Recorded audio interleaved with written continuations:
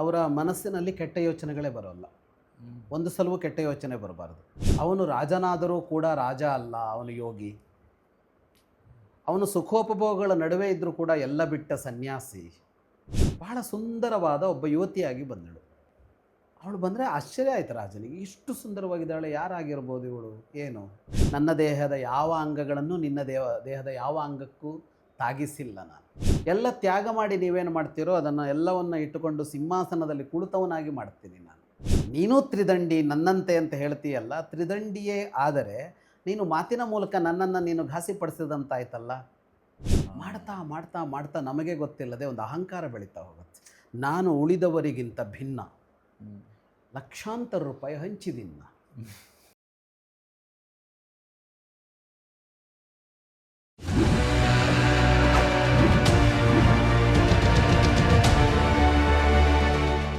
ನಮಸ್ಕಾರ. ಇದು ಕಥಾ ಸಂಚಯ. ನಿಮಗಾಗಿ ನಮ್ಮ ಭಾರತೀಯ ಜ್ಞಾನ ಪರಂಪರೆಯಿಂದ ಬೇರೆ ಬೇರೆ ಮೂಲಗಳಿಂದ ಹೊತ್ತು ತರ್ತಾ ಇರುವಂಥ ಅದ್ಭುತವಾದ ಕಥೆಗಳ ಗೊಂಚಲು ಇದನ್ನು ನಮಗೆ ಹಂಚ್ತಾ ಇರುವಂಥದ್ದು ವಿದ್ವಾನ್ ಜಗದೀಶ್ ಶರ್ಮಾ ಸಂಪ ಅವರು. ಅವ್ರನ್ನ ಕಾರ್ಯಕ್ರಮಕ್ಕೆ ಸ್ವಾಗತ ಮಾಡ್ತಾ ಇದ್ದೀನಿ. ನಮಸ್ಕಾರ. ನೇರವಾಗಿ ಕಥೆಗೆ ಬರೋಣ. ಕಥೆ ಯಾವುದು ಅಂತ ಕೇಳ್ಬೋದಾ? ಸುಲಭ ಅಂತ ಒಬ್ಬಳ ಕತೆ, ಒಬ್ಬಳ ಸನ್ಯಾಸಿನಿಯ ಕತೆ, ತ್ರಿದಂಡಿ ಸನ್ಯಾಸಿನಿಯ ಕತೆ. ವೀರಮಾತೆಯ ಕಥೆ ನೋಡಿದ್ವಿ, ಮಕ್ಕಳನ್ನು ಬಹಳ ಪ್ರೀತಿಸುವ ಭಂಗಾಶ್ವನೆಯ ಕಥೆ ನೋಡಿದ್ವಿ, ಬೇರೆ ಬೇರೆ ಕಥೆ ನೋಡಿದ್ವಿ. ಸವತಿಯ ಮಗುವನ್ನು ಚೆನ್ನಾಗಿ ನೋಡ್ಕೊಳ್ಳದೇ ಇರುವವಳ ಕಥೆಯನ್ನು ನೋಡಿದ್ವಿ. ಹೀಗೆ ಬೇಕಷ್ಟು ತರಹದ ಸ್ತ್ರೀಯರ ಕಥೆಗಳನ್ನು ನೋಡಿದ್ವಿ. ಇದು ಒಬ್ಬ ಸನ್ಯಾಸಿನಿಯ ಕಥೆ, ಸ್ವಲ್ಪ ಅಪರೂಪದ ಕಥೆ. ಇದು ಮಹಾಭಾರತದಲ್ಲಿ ಬರುವ ಕಥೆ, ಭೀಷ್ಮ ಯುಧಿಷ್ಠಿರನಿಗೆ ಹೇಳುವ ಕಥೆ. ಇದು ಶಾಂತಿ ಪರ್ವದಲ್ಲಿ.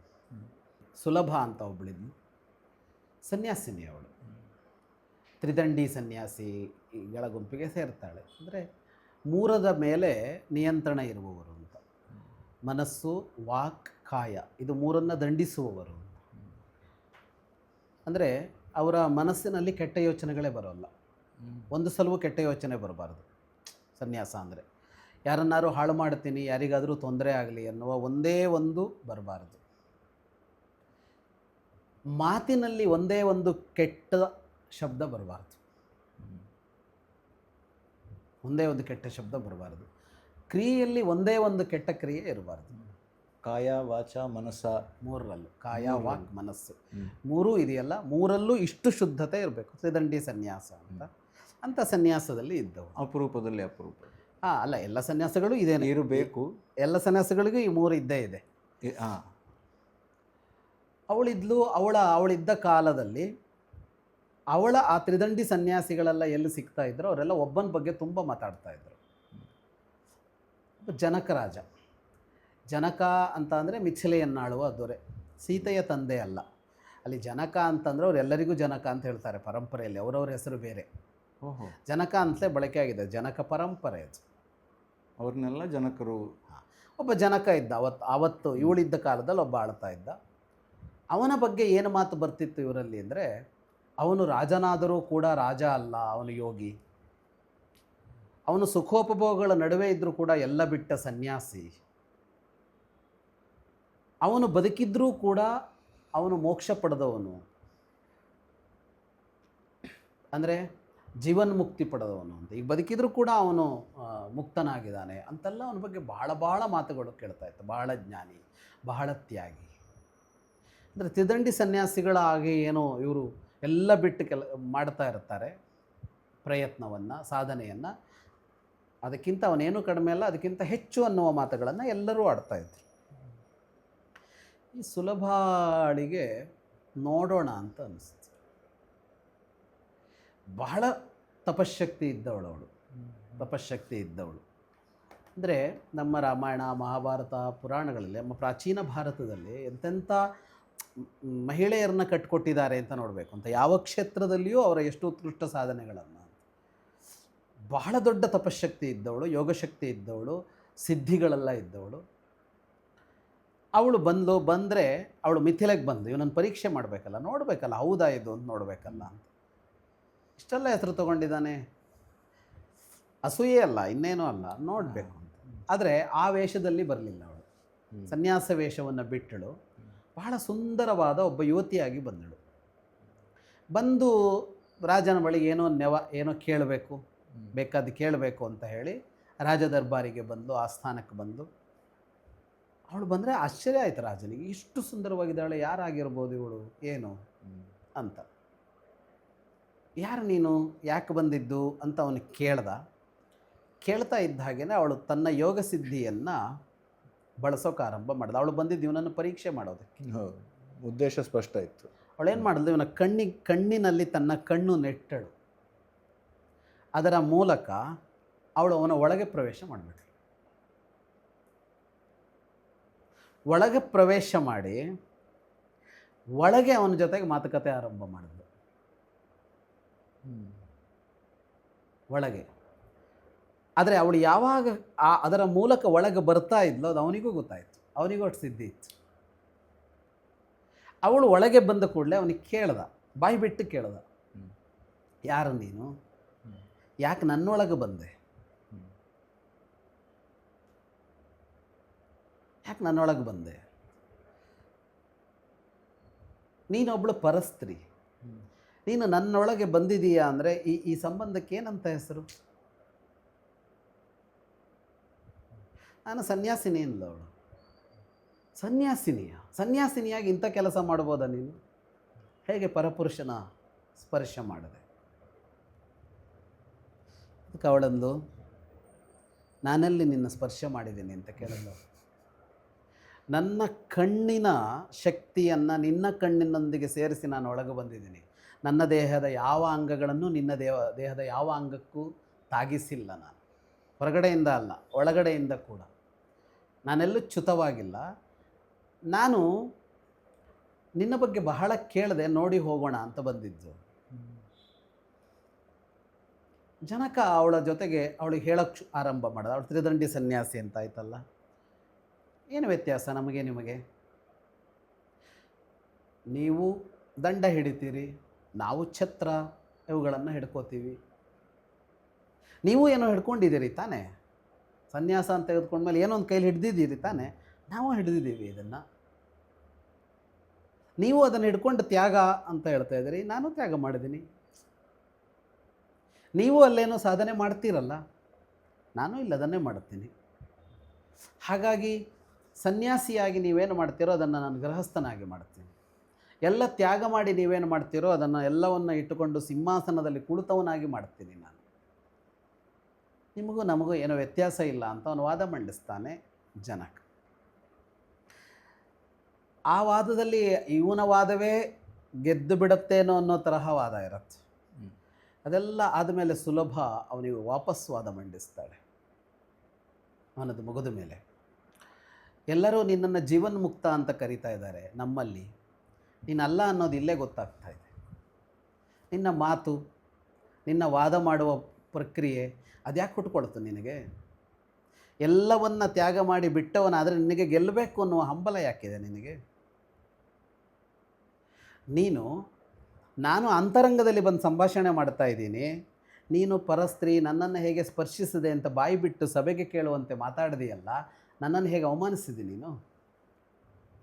ನೀನು ತ್ರಿದಂಡಿ ನನ್ನಂತೆ ಅಂತ ಹೇಳ್ತೀಯಲ್ಲ, ತ್ರಿದಂಡಿಯೇ ಆದರೆ ನೀನು ಮಾತಿನ ಮೂಲಕ ನನ್ನನ್ನು ನೀನು ಘಾಸಿಪಡಿಸಿದಂತಾಯ್ತಲ್ಲ. ನೀನು ಜೀವನ್ಮುಕ್ತ ಅಂತ ಅಂದುಕೊಂಡಿದ್ದಿ, ನಿನ್ನ ಸುತ್ತ ಇರುವವರು ಹೌದು ಅಂತ ಹೇಳ್ತಾ ಇದ್ದಾರೆ, ನೀನಲ್ಲ ಅನ್ನೋದು ಗೊತ್ತಾಗ್ತಾ ಇದೆ ಇದರಲ್ಲಿ ಅಂತ ಹೇಳ್ತಾಳೆ ಸುಲಭ. ಹೇಳಿದವಳು ಹೇಳ್ತಾಳೆ, ನಿನ್ನೊಳಗೆ ಇರ್ತೀನಿ ಇವತ್ತೊಂದು ದಿನ, ಇಲ್ಲಿ ಉಳಿದು ನಾಳೆ ಹೊರಟು ಹೋಗ್ತೀನಿ ಅಂತ ಹೇಳ್ತಾಳೆ ಅಂತ ಭೀಷ್ಮ ಕಥೆಯನ್ನು ನಿಲ್ಲಿಸ್ತಾನೆ. ಹೇಗಿದೆ ಈ ಕಥೆ ಅಂದರೆ ಇಷ್ಟೇ. ಈ ಕಥೆಯಲ್ಲಿ ಏನಾಯಿತು ಅಂತ ಗೊತ್ತಾಗದೇ ಇರೋ ಥರ ಭೀಷ್ಮ ಯುಧಿಷ್ಠಿರನಿಗೆ ಕಥೆ ಹೇಳ್ತಾನೆ. ಮಧ್ಯೆ ಚರ್ಚೆಯನ್ನು ವಿಸ್ತಾರವಾಗಿ ಹೇಳ್ತಾನೆ. ವಿಸ್ತಾರವಾಗಿ ಪಂಚಶಿರ ಅಂತ ಒಬ್ಬನ ಶಿಷ್ಯ ಆಗಿರ್ತಾನೆ ಅವನು ಜನಕ. ಅವನು ಸಾಂಖ್ಯತತ್ವ ಬೋಧಿಸಿರ್ತಾನೆ, ಅದ್ರ ಬಗ್ಗೆ ಎಲ್ಲ ಹೇಳ್ತಾನೆ ಜನಕ. ಅವಳು ಅದಕ್ಕೆ ಪಾಟಿ ಸವಾಲು ಒಡ್ಡಿ ಮಾತಾಡ್ತಾಳೆ. ಇವೆಲ್ಲ ವಿಸ್ತಾರವಾಗಿ ಬರುತ್ತೆ. ಘಟನೆ ಅಂತ ತೊಗೊಂಡ್ರೆ ಆಮೇಲೆ ಏನಾಯಿತು ಅಂತ ಗೊತ್ತಾಗದೇ ಇರೋ ಥರ ನಿಲ್ಲಿಸ್ಬಿಡುತ್ತೆ. ಅಬ್ರಪ್ಟಾಗಿ ತಿರುವು ಅಲ್ಲ, ಅಬ್ರಪ್ಟಾಗಿ ಕತೆ ನಿಂತೋಗ್ಬಿಡು. ಸಸ್ಪೆನ್ಸಲ್ಲೇ. ಹಾಗೆ ಹೇಳಿದವಳು ಹೇಳ್ತಾಳೆ, ಎಲ್ಲೋ ಒಂದು ಕಡೆ ಉಳಿಬೇಕಿತ್ತು ನಾನು ಇವತ್ತಿಲ್ಲಿ, ನಾನು ಇಲ್ಲೇ ಉಳ್ಕೋತೇನೆ, ನಿನ್ನೊಳಗೆ ಉಳಿದು ಹೊರಟೋಗ್ತೀನಿ ನಾನು ಅಂತ. ಆ ಕಥೆ ಏನನ್ನು ಹೇಳ್ತು ಕೊನೆಗೂ ಅಂತ ಅಂದರೆ, ಅವನಲ್ಲಿದ್ದ ಅಹಂಕಾರವನ್ನು ಅವಳು ಹೊಡೆದು ಹೋದ್ಲು ಅಂತ. ಆ ಕಥೆಯ ಆಶಯ ಏನು ಅಂದರೆ, ತ್ಯಾಗಿ, ವಿರಾಗಿ, ನಾನು ಉಪಕಾರಿ, ನಾನು ಲೋಕಕ್ಕೇನೋ ಮಾಡ್ತೀನಿ ಅಂತೆಲ್ಲ ಮಾಡ್ತಾ ಹೋಗ್ತೀವಲ್ಲ, ಮಾಡ್ತಾ ಮಾಡ್ತಾ ಮಾಡ್ತಾ ನಮಗೆ ಗೊತ್ತಿಲ್ಲದೆ ಒಂದು ಅಹಂಕಾರ ಬೆಳೀತಾ ಹೋಗುತ್ತೆ. ನಾನು ಉಳಿದವರಿಗಿಂತ ಭಿನ್ನ, ಲಕ್ಷಾಂತರ ರೂಪಾಯಿ ಹಂಚಿದ್ದೀನಿ ನಾನು ಉಳಿದವರಿಗಿಂತ ಭಿನ್ನ. ನೋಡಿ ಅವರೆಲ್ಲ ಯಾವ ತರಹ ಲೌಕಿಕವಾದ ಆಸೆ ಆಕಾಂಕ್ಷೆಗಳಿಗೆ ಬಲಿ ಬಿದ್ದಿದ್ದಾರೆ. ನನಗೆ ಯಾವ ಆಸೆಗಳೂ ಇಲ್ಲ, ನನಗೆ ಯಾವ ಆಸೆಗಳೂ ಇಲ್ಲ. ನನಗೆ ಅದಾಗಬೇಕು ಅಂತಿಲ್ಲ, ಇದಾಗಬೇಕು ಅಂತಿಲ್ಲ, ಬ್ಯಾಂಕ್ ಬ್ಯಾಲೆನ್ಸ್ ಜಾಸ್ತಿ ಆಗಬೇಕು ಅಂತಿಲ್ಲ, ಪ್ರಮೋಷನ್ ಬೇಕು ಅಂತಿಲ್ಲ, ಇನ್ನೊಂದು ಕಂಪ್ನಿ ಒಳ್ಳೆ ಹುದ್ದೆ ತೊಗೋಬೇಕು ಅಂತಿಲ್ಲ, ನನ್ನ ಹತ್ರ ಆಡಿ ಕಾರ್ ಇರಬೇಕು ಅಂತಿಲ್ಲ. ಇದು ಅಹಂಕಾರ ಆಗ್ತಾ ಹೋಗುತ್ತೆ. ನಿನಗಿಲ್ಲ ಅಂದರೆ ಇಲ್ಲ ಬಿಡು. ನಂದು ಇದಕ್ಕೆ ತುಂಬ ಹಳೆ ಥಿಯರಿ ಇದೆ. ಏನು ಅಂತಂದರೆ, ನಾನು ನೋಡೋ ಪ್ರಕಾರ ಪ್ರಪಂಚದಲ್ಲಿ ನಿಸ್ವಾರ್ಥಿ ಅನ್ನೋದು ಸಿಗೋದೇ ಭಾರಿ ಕಷ್ಟ. ನಿಸ್ವಾರ್ಥವಾಗಿ ಯಾರಿಗಾದರೂ ಏನನ್ನೋ ಮಾಡ್ತಾ ಇದ್ದೀನಿ ಅಂತಂದರೆ ಅದರಲ್ಲಿ ಸಿಗೋ ಸಂತೋಷವೇ ಅವರ ಸ್ವಾರ್ಥ ಅಂತ ನಾನು ಹೇಳ್ತೇನೆ. ಅದು ಸಿಗತ್ತೆ, ಆ ಸಂತೋಷ ಸರಿ ಅಲ್ಲ, ಇದು ನನ್ನ ಸರಿ ಇದೆ. ಈ ಸಂತೋಷ ಒಳಗೆ ಬಂದಿದ್ದು ಬರೀ ತೃಪ್ತಿಯಾಗಿ ಅವ್ರಿಗೆ ಕೂತರು ಸರಿ ಸಾಕು. ಆದ್ರೆ ಅದು ಏನಾಗತ್ತೆ ಗೊತ್ತಾ, ಸಂತೋಷ ಈಗೋ ಆಗಿ ಪರಿವರ್ತನೆ, ಅದು ಅಹಂಕಾರವಾಗಿ ಪರಿವರ್ತನೆಯಾಗಿ ಈ ಮನುಷ್ಯನಿಗೆ ಅಹಂಕಾರದಲ್ಲಿ ಸುಖ ಇದೆ. ನಾನು ಅದು ಮಾಡಿದ್ದೀನಿ, ಇದು ಮಾಡಿದ್ದೀನಿ, ಅದರಲ್ಲಿ ಏನೋ ಒಂದು ಖುಷಿ ಇದೆ. ಅದಕ್ಕೆ ಇಡೀ ಮನುಷ್ಯ ಇವತ್ತಂತೂ ನಾವೇನು ಮಾಡ್ತೀವೋ ಅದನ್ನು ನಾವು ತೋರಿಸ್ಕೊಳ್ಳೋದಕ್ಕೆ ಅಲ್ವಾ. ಈಗ ಇದೇನಂದರೆ, ನಾವು ಅಭಿವ್ಯಕ್ತಿಸೋದೇ ದೊಡ್ಡ ವಿಷಯ.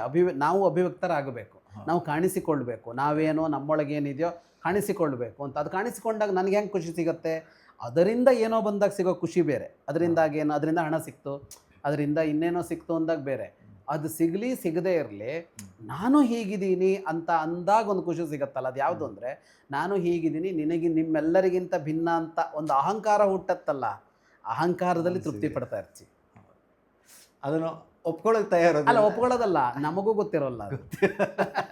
ನಾವು ಆಸ್ವಾದನೆ ಮಾಡ್ತಾ ಇರೋದು ನಮ್ಮೊಳಗಿನ ಅಹಂಕಾರವನ್ನು ಆಸ್ವಾದನೆ ಮಾಡ್ತಾ ಇದ್ದೀವಿ ಅನ್ನೋದು ನಮಗೆ ಗೊತ್ತಿಲ್ಲ. ಅದರ ಅರಿವೇ ಇಲ್ಲ, ಪರಿವೇ ಇಲ್ಲ. ಹಂಗೆ ಹೋಗ್ತಾ ಇದ್ದೀವಿ. ಅದು ಯಾರಿಗೆ ಅಂದರೆ, ಅಂಥ ಜ್ಞಾನಿ ಅವನು, ಸಾಮಾನ್ಯನಲ್ಲ, ಜನಕ. ಎಲ್ಲರೂ ಒಪ್ಕೊಂಡಿದ್ದಾರೆ. ಒಬ್ಬಳಿಗೆ ಅನುಮಾನ ಇದೆ, ಸುಲಭೆಗೆ. ಇಷ್ಟು ಹೆಸರು ಬಂತಲ್ಲ ಇವನಿಗೆ, ಏನೋ ಒಂದು ಇರಬೇಕು, ನೋಡೋಣ ಅಂತ. ಎಲ್ಲರೂ ಒಪ್ಕೊಂಡಿದ್ದಾರೆ. ಅವನು ಹಾಗೆ ಇರೋದು ಹೌದು, ಅವನು ಆಗಿದ್ದಿದ್ದು ಸುಳ್ಳು ಅಂತಲ್ಲ.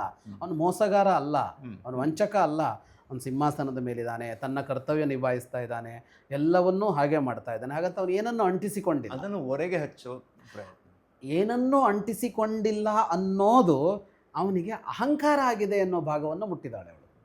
ಅಂದರೆ ಎಷ್ಟು ಸೂಕ್ಷ್ಮ ಅಂದರೆ, ಎಲ್ಲ ಬಿಟ್ಟಿದ್ದೀನಿ ಅನ್ನುವ ಅಹಂಕಾರವನ್ನು ಹಿಡ್ಕೊಂಡಿದ್ದೀನಿ, ಈಗ ಬಿಡಿಸ್ಬೇಕಾಗಿದ್ದು ಈ ಅಹಂಕಾರವನ್ನು ಅಂತ. ಹಾಗೆ ಬಂದು ಅವನ ಮನಸ್ಸಿನ ಒಳಗೆ ಹೊಕ್ಕು ಇಷ್ಟೂ ಸಂವಾದವನ್ನು ಅವನ ಅಂತರಂಗದ ಜೊತೆಗೆ ಮಾಡಿ, ಅಲ್ಲಿರುವ ಅವನ ಇಡೀ ಸಭೆ, ಅವನನ್ನು ಒಪ್ಪುವವರು ಯಾರಿಗೂ ಹೀಗೊಂದು ನಡೀತು ಅಂತ ಗೊತ್ತು ಮಾಡದೆ ಅವಳು ಮುಗಿಸಿ ಹೊರಟೋಗ್ತಾಳೆ. ಸುಲಭ ಅಲ್ಲ. ಇಂಥ ಒಬ್ಬ ಅದ್ಭುತ ನಾರಿಯ ಕಥೆಯನ್ನು ಭೀಷ್ಮ ಯುಧಿಷ್ಠಿರನಿಗೆ ಹೇಳ್ತಾನೆ. ಬಹಳ ನನಗೆ ಈ ಕಥೆ ಬಹಳ ಇಷ್ಟದ ಕಥೆ ಇದೆ. ಯಾಕೆ ಅಂದರೆ, ಆ ತರಹದ ವ್ಯಕ್ತಿ ಬಹಳ ಕಡಿಮೆ ಸಿಕ್ಕೋದು ಅಂತ. ಅಂದರೆ ಅವಳಿಗಿದ್ದ ಶಕ್ತಿ ಸಾಮರ್ಥ್ಯ ಅಂಥವ್ರು ಇದ್ದಿದ್ದು ಸಿಗ್ತಾರೆ. ಯಾಕೆ ಬಂದಳು, ಏನು ಮಾಡಿದ್ಲು ಕೊನೆಗೂ ಅಂತ ಅಂದರೆ ಈ ಥರದ್ದು ಅಂತ. ಅವನ ಸಾಧನೆಯ ದಾರಿಗೆ ಮಾರಕವಾಗ್ತಿತ್ತು ಅಹಂಕಾರ. ಅದನ್ನೇ ಒಡೆದ್ಲು, ಅಹಂಕಾರದ ಬಲೂನನ್ನು ಒಡೆದು ವಾಸ್ತವವನ್ನು ಅರಿವು ಮಾಡಿಸಿ ಅವಳು ಒಮ್ಮೆ ದ್ವೇಷ ಇಲ್ಲ, ಗಲಾಟೆ ಇಲ್ಲ, ಏನೂ ಇಲ್ಲ, ಚೆನ್ನಾಗಿ. ಅವಳಿಗೆ ಅದರಿಂದ ಏನು ಬೇಕಾಗೂ ಇಲ್ಲ. ಅವಳು ಹೇಳಿದ್ಲು, ಒಂದು ದಿವಸ ಉಳ್ಕೋಬೇಕು, ನಿನ್ನೊಳಗೆ ಉಳ್ಕೊಂಡು ಹಂಗೆ ಹೊರಟೋಗ್ತೀನಿ ನಾನು ಅಂತ ಹೋಗ್ತಾಳೆ ಅವಳು. ಈ ಕಥೆ. ಧನ್ಯವಾದಗಳು.